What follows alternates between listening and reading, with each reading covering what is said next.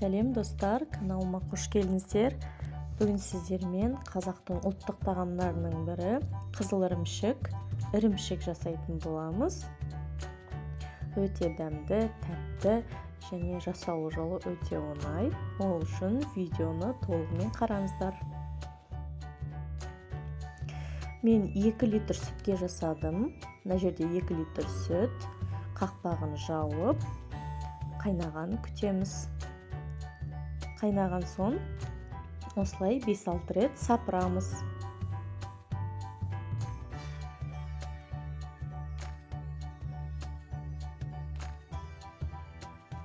Және қайнағаннан кейін үстіне айран құямыз, жақсылап сапырамыз, яғни араластырамыз.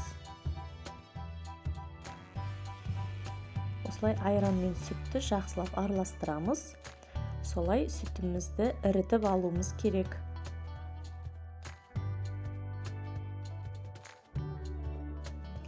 Міне біздің сүтіміз іріп жатыр. Осылайынан қайнайды.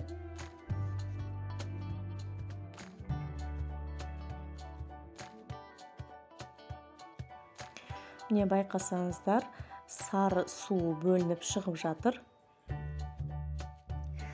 Егер сары суы бөлінбесе, онда сіз айранды аз қостыңыз деген сөз. Онда үстіне тағы айран қосып жіберсеңіз болады. Енді астын кішкене ақырындатып 2-3 сағат қайнатамыз. 2-3 сағаттан кейін өзі осындай сары қызылдау түске енеді.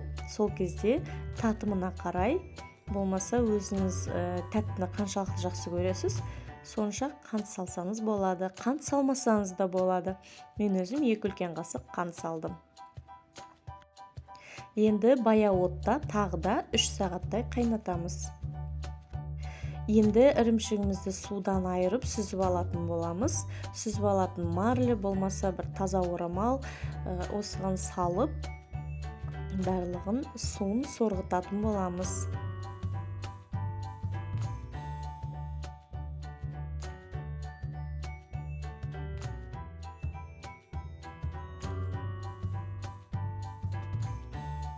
Тек өте байқаңыздар, өйткені бұл ыстық.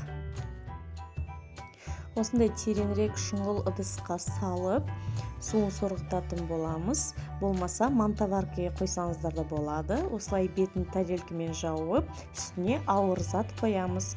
Мен 2 литрлік банкаға су толтырып қойдым. Бір түнге таң атқанша қоямыз. Міне біздер ірімшігіміз дайын болды. Енді ашып қараймыз. Суы әбден сорғыды.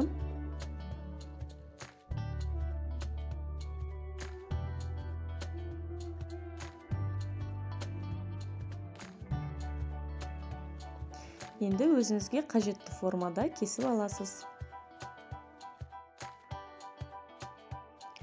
Міне достар, осымен біздің қызыл ірімшігіміз дайын болды.